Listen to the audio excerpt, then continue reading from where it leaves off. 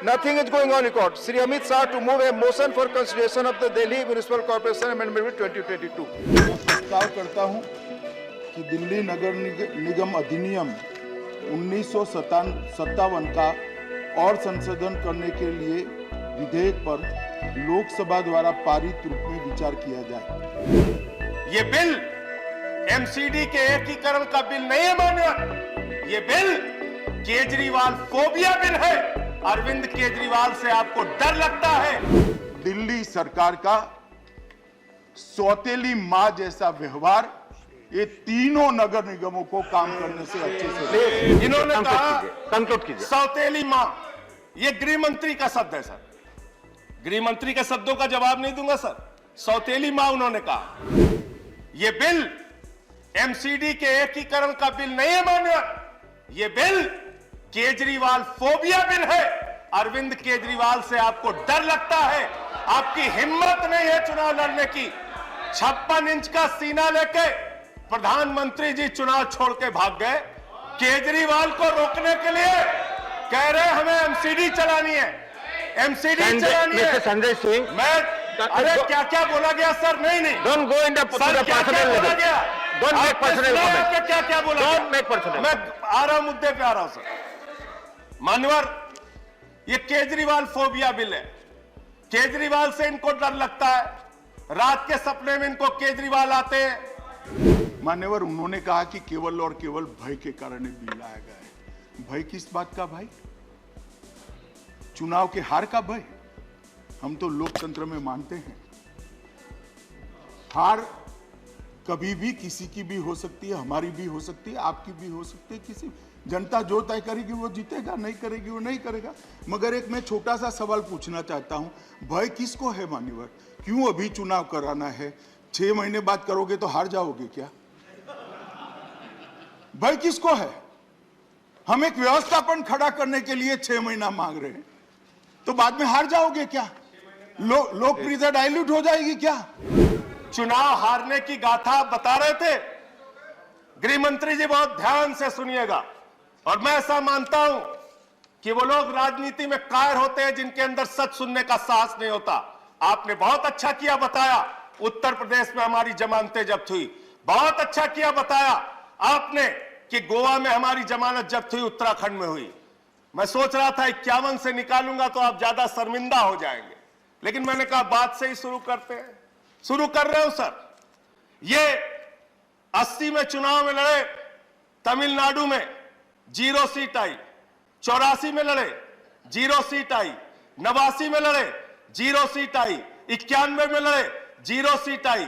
96 में लड़े, 1 सीट आई। 2001 में लड़े, 4 सीट आई। 2006 में लड़े, 0 आई। फिर 2011 में लड़े, 0 आई। 2016 में लड़े, 0 आई। 41 साल, 42 साल to do with the bill. आप बिल अरे पे बोले सर, दे रहे हैं। बिल पे कितना बोला इन लोगों ने? यहां पे जमानत जब्त की कहानी सुना के बंद करूंगा। साहस रखिए, साहस रखिए। केरल में 82 में 0, 87 में 0, 91 में 0, 96 में 0, 2001 में 0, 2006 में 0, 2011 में 0, 2016 में 0। आपका टाइम खत्म हो चुका है। आपका टाइम इतना ही है और आपका टाइम खत्म हो चुका है। ये गलत, फिर भी आप बोले रहे हैं गलत तरीका है। और एक ही बात को रिपीट दिल्ली का बिल है, दिल्ली के बिल पे बोलने रिपीट ना करे, दिल्ली का बिल ना पे करे, बोलने बिल दीजिए। पे बोलिए। यहां ये बताया गया कितने सीटों पे जमानतें जब्त हुई। सर उत्तर प्रदेश सुन लीजिए। सर उत्तर प्रदेश सुन लीजिए। 2012 में 10 साल पहले तो बिल है nothing to do with Uttar Pradesh पे। बिल दिल्ली के लिए दिल्ली का बोलिए। गृह मंत्री जी, हिंदुस्तान ही नहीं पूरी दुनिया में आपकी पार्टी का जमानत जब्त कराने का वर्ल्ड रिकॉर्ड है, वर्ल्ड रिकॉर्ड। इतिहास पलटिए, इतिहास पलटिए और जानिए। और मैं आपको बताता हूं, परम प्रतापी प्रधानमंत्री आदरणीय नरेंद्र मोदी जी पंजाब गए सर प्रचार करने। 73 सीटों पे लड़े हैं लोग, 54 सीटों पे वहां इनकी जमानत जब्त हुई। संजय भाई ने कहा फोबिया हो गया है। संजय भाई की तरह भाषा का प्रयोग मैं नहीं कर सकता मान्यवर। आजकल कर मुझे 27 साल हो गए किसी न किसी विधायिका में रहते हुए।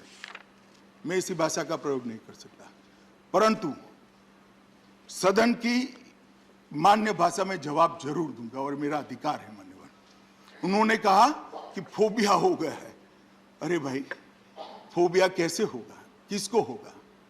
आप हमारी डिपॉजिट जमानत का आधा डेटा लेकर आए, मैं दे देता हूं। बहुत इससे भी ज्यादा गई है हमारी जमानत, कोई नई बात नहीं है। मगर एक म्युनिसिपैलिटी जीतकर हम ऐसा नहीं कहते थे कांग्रेस को हमारा फोबिया हो गया है, ऐसा अहंकार हम नहीं पालते थे। हम भी देखे हैं समय भाई, बोटाद में हमारी म्युनिसिपैलिटी जनसंघ जीत गई तो आनंद हो जाता था, कह रहे भाई चलो एक बार म्युनिसिपैलिटी जीत गए। परंतु बाद में यहां आकर अटल जी ये नहीं कहते थे कि जवाहरलाल जी आपको अटल बिहारी वाजपेयी का फोबिया हो गया। मान्यवर, इस चुनाव में ऐसा क्या परिणाम आया है, क्या परिणाम ऐसा आया जिससे हम डरे? मैं बताता हूं।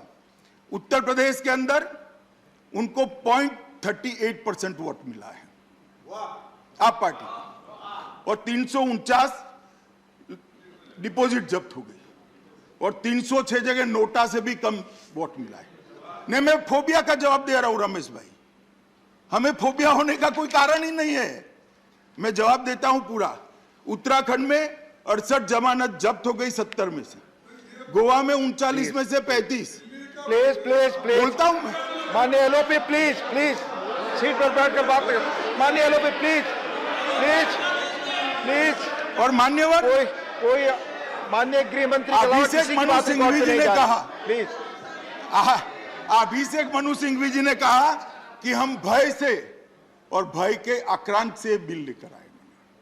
मान्यवर, मैं उनको बताना चाहता हूं कि 5 राज्यों में 454 जगह पे उनकी डिपॉजिट, मुझे तो कोई डरने की जरूरत नहीं है। 4 राज्य में नरेंद्र मोदी जी के नेतृत्व में हमने फिर से सरकार बनाई, हमें डरने की जरूरत नहीं मान्यवर। मगर ये सवाल पूरा जो खड़ा हो रहा है वो भय का नहीं है।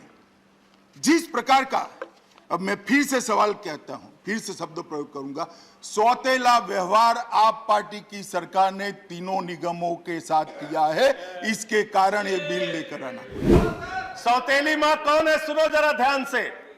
2014-15 में दिल्ली को मिला 325 करोड़, 2015-16 में 325 करोड़, 2016-17 में 325 करोड़, 2017-18 में 325 करोड़, 2018-19 में 325 करोड़, 2019-20 में 325 करोड़।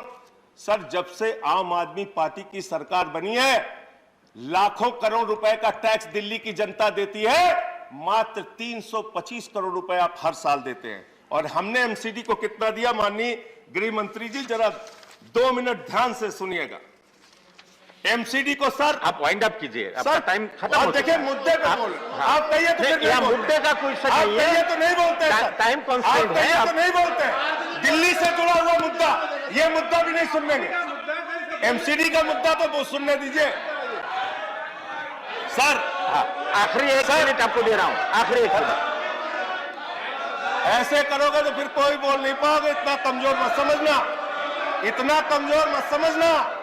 एक आदमी नहीं बोल पाओगे, एक आदमी सदन चलने नहीं पाएगा। ये ठीक बात है। कायरता वाले काम संजय मत जी, ये करो, थ्रेटनिंग, कायरता के काम मत करो। तो सर मैं ये कहना चाहता हूं, 30% इसको एक्सपांड किया जाए, दिल्ली ने दिया, इसको एक्सपांड किया जाए। जो थ्रेटनिंग वर्ड्स है, इसको एक्सपांड किया सर खत्म कर रहा हूं। सर, हमने इनको 2016-17 में 2700 करोड़ दिया, 2017-18 में 3224 करोड़ दिया, 2018-19 में 3444 करोड़ दिया, 2019-20 में 4756 करोड़ दिया, और इस बार इनको 6000 करोड़ रुपए से ज्यादा धन इनको दिया। दिल्ली सरकार को मान्यवर, मैं 2011 से बोलना चाहता हूं, 10-11 से। 10-11 में 443 करोड़, 11-12 में 582 करोड़, 12-13 में 800 करोड़, 13-14 में 582 करोड़। उसके बाद हम आए 14-15 में भी हम नहीं थे, मगर 568 करोड़। हम आने के बाद 2016-17 में दिल्ली को देने वाला पैसा 817 करोड़, 857 करोड़, 887 करोड़, 19 में 812 करोड़, 20 में 1116 करोड़, 21 में 1030 करोड़ और 22 में 1000। मान्यवर, इसमें भी अर्ध सत्य है। एक तो हमने एक पैसा भी कम नहीं किया है, डबल किया है, जो पहले से कांग्रेस सरकार से चला आता है। मैं नहीं कहता कांग्रेस सरकार कम दे रही थी, मगर जो दिया जाता था उसमें हमने एक आने की भी कटौती नहीं की है। मान्यवर, मैं फ्लोर पर बोल रहा हूं और जिम्मेदारी के साथ बोल रहा हूं। मान्यवर, फिर भी यह अर्ध सत्य है। अर्ध सत्य इसलिए इन्होंने एक ही मद को किया है। टोटल कर एवज में केंद्रीय सहायता, ग्रांट इन एड, यूटी का आपदा राहत फंड, एक्सटर्नल एड और प्रोजेक्ट्स, ये सब मिलकर बहुत बड़ा फंड होता है। पुलिस का खर्चा पूरा भारत सरकार उठाती है। ये सब मिलाकर 17,000 करोड़ से ज्यादा हर साल दिल्ली की जिम्मेदारी भारत सरकार की है।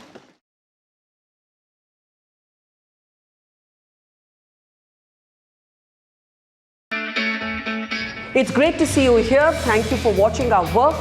If you haven't subscribed yet, don't forget to click the bell icon and subscribe to Mojo Story and support independent, robust journalism.